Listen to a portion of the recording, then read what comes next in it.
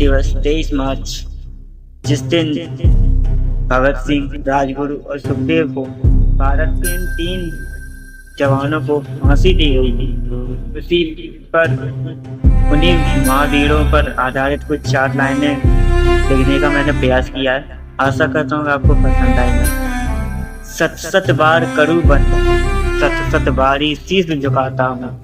सत सत बार करूँ बंधन, सत सत बारी शीश झुकाता हूँ। भारत माँ के उन बेटों का गुणगान आज मैं गाता हूँ।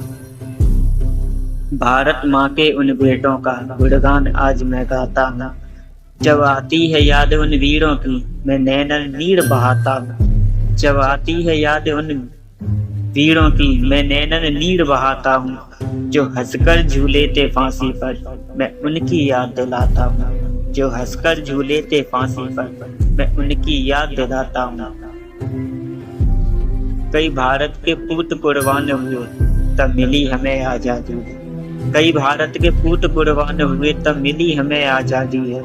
अपने रक्त से सींची फुलवारी, तब फूली फली ये वादी है। अपने रक्त से सींची फुलवारी, तब फूली फली ये वादी है। हुई थी गोद कई सूनी, फैली चमोर उदासी।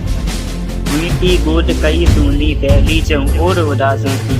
उन माओं ने कैसे ढीर धरा होगा, हुई जिनके बेटों को फांसी थी। उन माओं ने कैसे ढीर धरा होगा, हुई जिनके बेटों को फांसी थी।